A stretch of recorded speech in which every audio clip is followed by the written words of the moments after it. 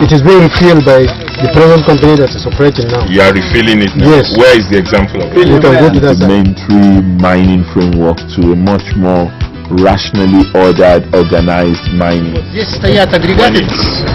On stream. Yes, this is what we do. These are in all the states of Nigeria, in all the local governments. Yes. That's a very powerful analogy. yes. We had a big job in our hands. We must increase the level of beneficiation and processing locally.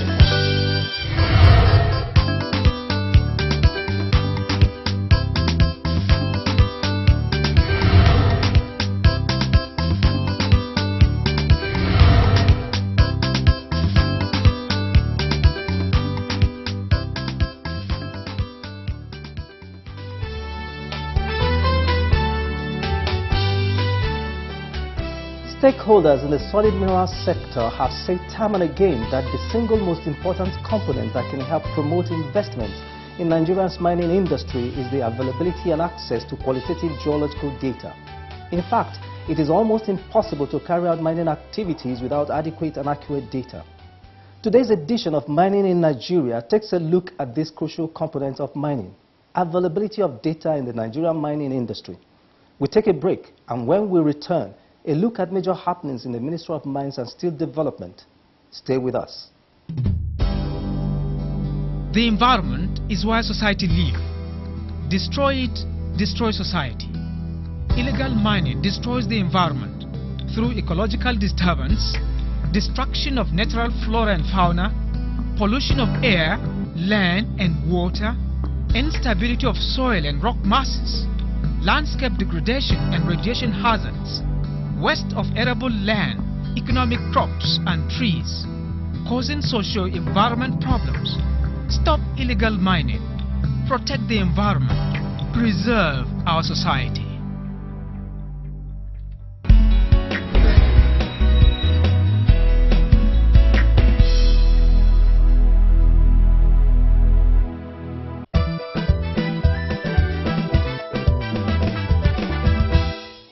We have had a very cordial and respectful relationship. Minister of Mines and Steel Development, Dr. Kayode Fayemi, has responded to what he described as unwarranted attacks on the ministry by the leadership and members of the House of Representatives.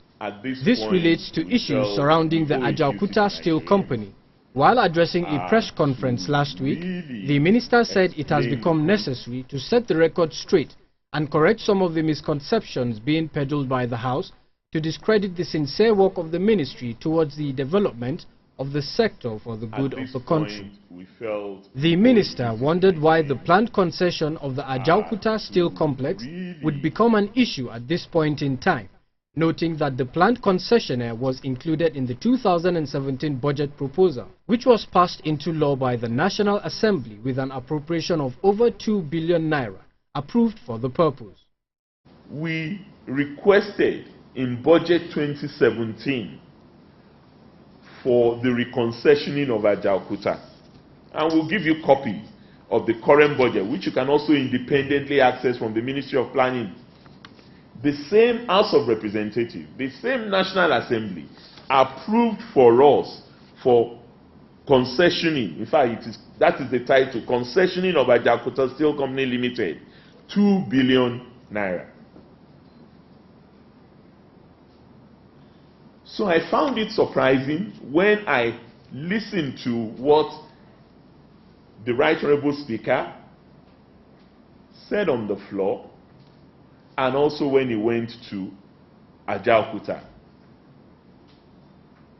that concessioning is not acceptable, it's not allowed. We don't pass the law. Appropriation Act is a law that has to be respected and honored.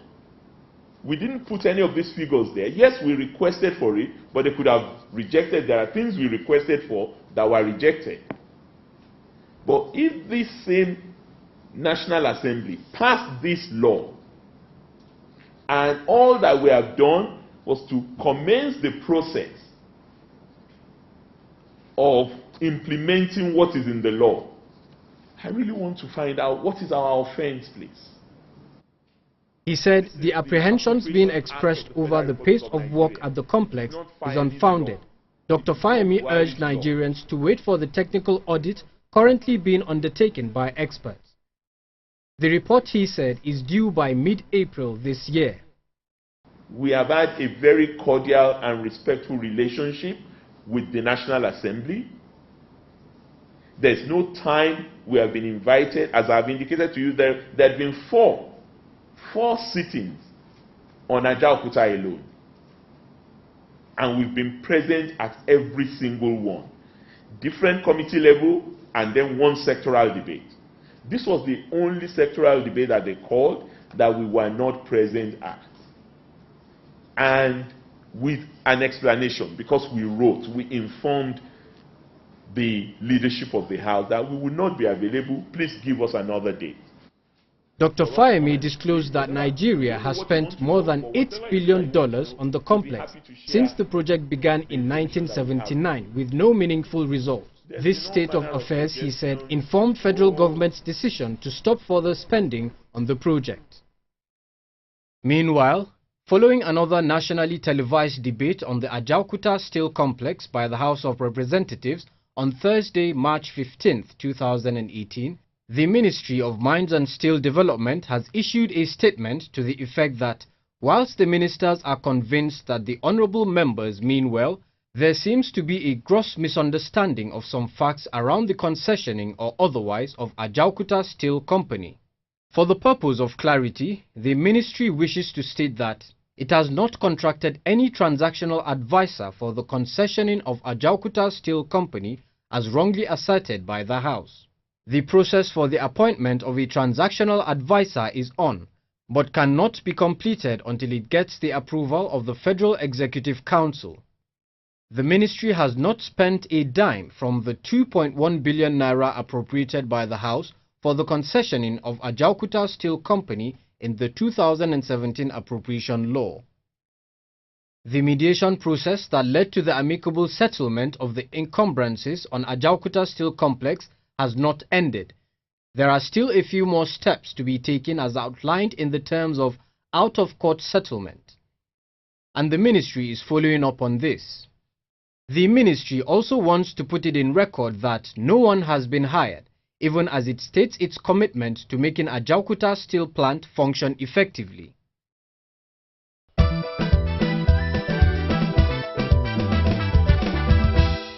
We trust the capacities of the new boards to deliver. Minister of Mines and Steel Development, Dr. Kayode Fayemi, has urged newly appointed board chairmen and members to work towards the development of the solid minerals sector.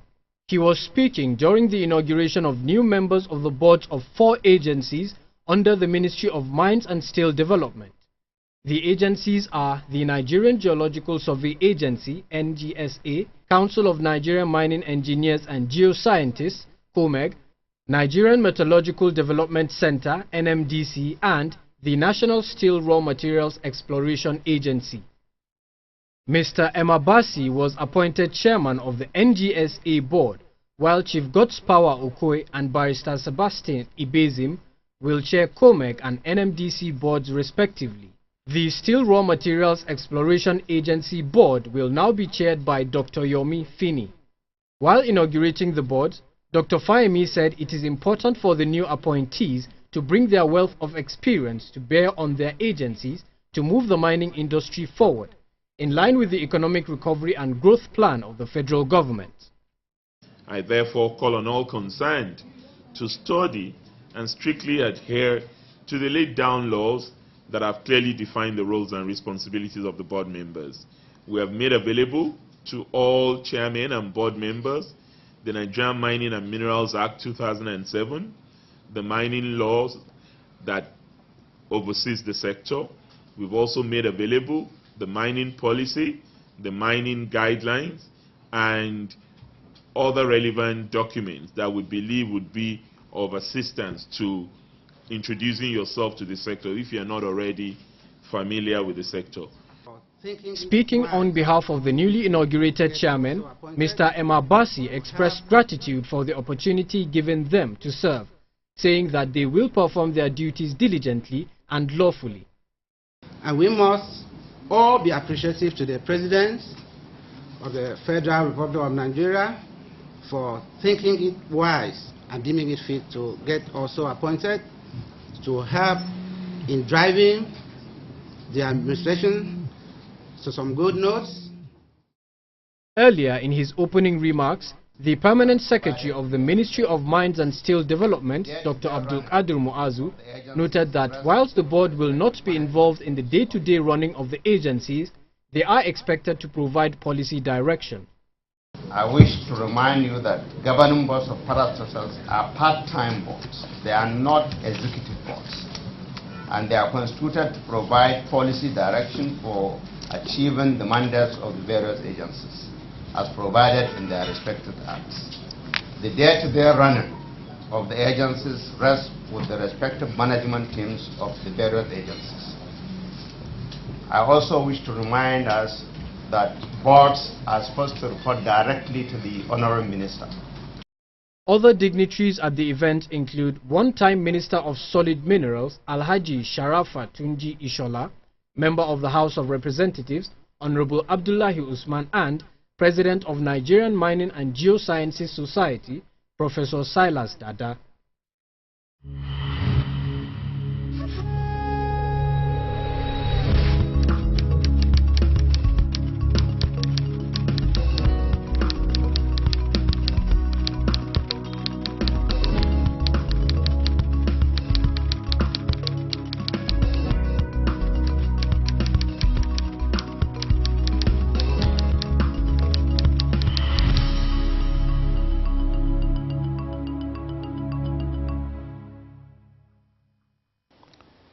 The push for adequate data generation is a key mandate of the Ministry of Mines and Steel Development. The understanding is that the first thing an investor wants to know is the occurrence of mineral deposits and their locations. Our next segment on the issues takes a look at what the ministry is doing to make data readily available, especially through the Nigerian Geological Survey Agency.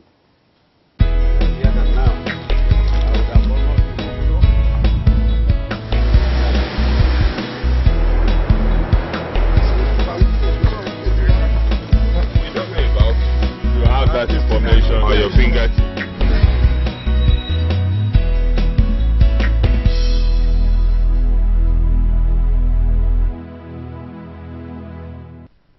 The front room of the Nigeria Geological Survey Agency displays several solid mineral samples, evidence of past surveys, storing vital information that should interest investors interested in mining.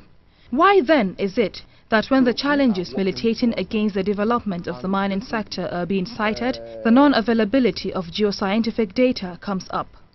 What is the true position of Nigeria when it comes to geoscientific data to support mining? I think I have to correct one impression. It's not really the absence. All these things I've told you have been activities of the Geological Survey providing data. So what we'll rather say is that we've not gotten to the level that we are competitive globally. So we are working towards that. And definitely, one of the areas that we are emphasizing is this generation of data.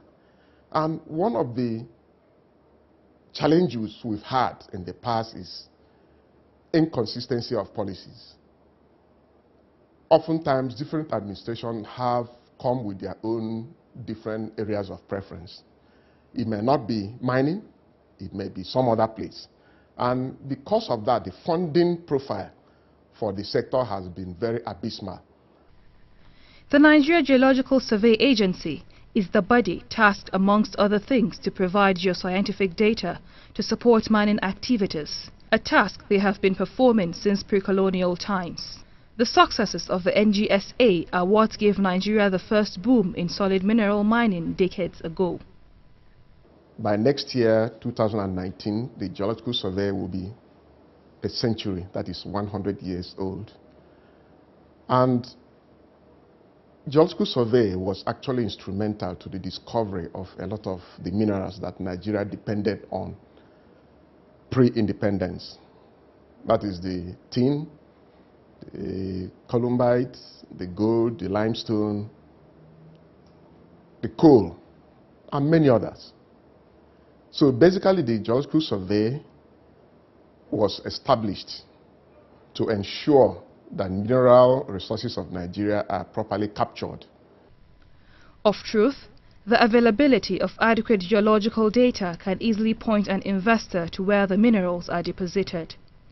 The Ministry of Mines and Steel Development is aware of this fact and is making concerted effort to increase the quality and volume of geological data. But generating geological data is capital intensive and follows a number of processes. Geological data involves a wide range of activities. Let me start with airborne data. Airborne data involves flying an aircraft at a particular altitude clearance. And within the aircraft, you have sensors that gives you either the density or the conductivity or the magnetic susceptibility of minerals and rocks that are not only on the surface but are buried deep down the earth. This is one aspect. And of course, after the airborne data, you need to do ground truthing, what we call ground truthing. You need to go and verify whether the anomalies you have seen in the air is represented on ground. Then you can do geophysical surveys. As part of efforts to indicate Nigeria's readiness to compete in the global mining world, the Ministry of Mines and Steel Development recently retrieved and represented the electromagnetic survey results prepared some years ago. What exactly does this mean, and what added benefit will this add to the Nigerian mining jurisdiction? The fact that we have secured 26,000 line kilometers of EM data is a move in the right direction, and I am absolutely confident that in the next couple of years we are going to see a deluge of mining investors coming to Nigeria to invest based on the EM data.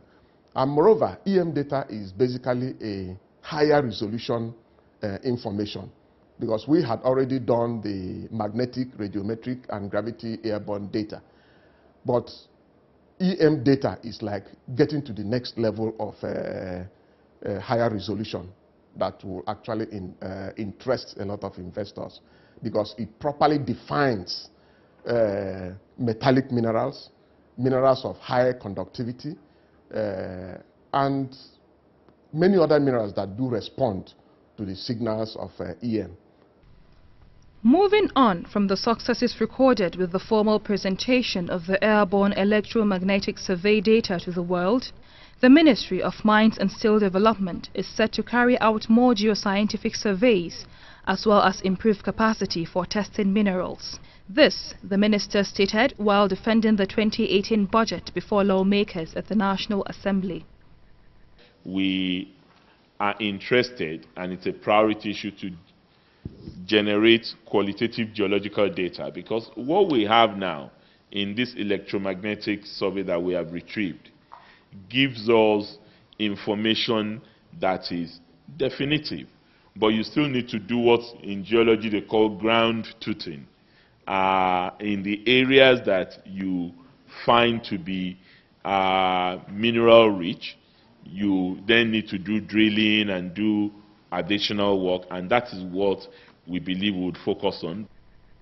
The Ministry of Mines and Steel Development is not stopping at generating geoscientific data only. It is also putting it in a globally accessible format so that investors can access such data. We have a website where we have our data domiciled, and the investors are supposed to key into our website. And we also have a portal by the Ministry of Mines and Steel Development. Our own website has a link to that portal. So these are all platforms and avenues where we are increasing our visibility worldwide. Somebody in Canada or Australia can, it's electronic, so somebody in all these mining nations can go to their website, make inquiries. On a daily basis, we receive hundreds of inquiries regarding information we generate on our website, and we respond accordingly. The availability and accessibility of geoscientific data is what makes the difference between a country blessed with mineral resources and a mining nation. The appeal by the DG of the Geological Survey Agency is for government to sustain its renewed vigor to generate supporting data to turn Nigeria's fortunes around for good. We've never really had it so good. So what I would rather say is that government should keep it up. They should not relent in constantly pushing forward the frontiers of the mining sector. It's true that it has long gestation, which sometimes discourages people. When you tell somebody that you have to invest for 10 years, 15 years before you start seeing the product. Yeah, these are the price we have to pay for us to be where we want to be. If you consider the oil industry, for instance, they had explored the oil for more than 30 years before we had the first oil discovery in 1957. But the only thing we are seeing now are the benefits of the oil. We didn't understand the price that was paid for us to be where we are today in the oil industry. And this is exactly what the government should focus on in the solid mineral sector. The recent release of the airborne electromagnetic survey results prepared more than a decade ago is proof of the ministry's drive to make qualitative data readily available for both local and foreign investors. With such efforts, it is hoped that Nigeria can begin to compete favorably with renowned mining jurisdictions around the world. The Nigerian Mining and Geosciences Society is our stakeholder of the week. What exactly does this professional body represent in the Nigerian mining industry? Let's find out. Our core mandate is to develop their capacity. So I think we are ready to work with the ministry. Transparency and accountability is being brought into mining. This is one of the ways we can increase the non-oil exports revenues.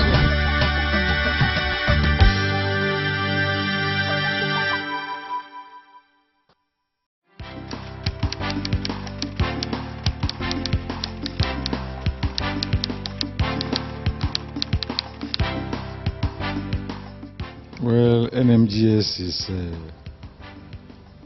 is composed of professionals in all areas of the geosciences. That is what people call earth sciences now. Mineral exploration, petroleum, water resources, geotechnics, engineering geology, hydrogeology, all kinds.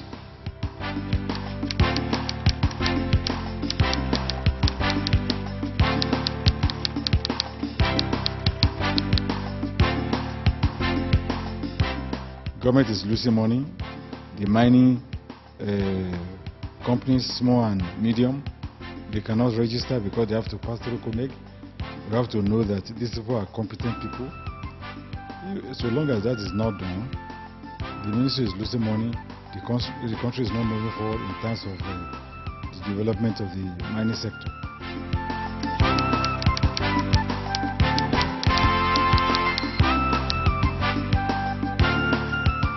What the minister is doing now, the two ministers are joining hands together to do a good job. So if they're able to continue that way for maybe this roadmap, we're able to continue along that line for the next 5 years, we may not go back again to the sleep we had. We slept for a long time. Knowing that trained professionals and experts are passionately interested and are being carried along in the solid mineral sector signifies that the country has the necessary intellectual capacity to move the sector forward. All that is needed, as the president of the NMGS has said, is improved synergy between government and all stakeholders so that all efforts will be harnessed to actualize the nation's diversification agenda. We will now take highlights of events across the mining world.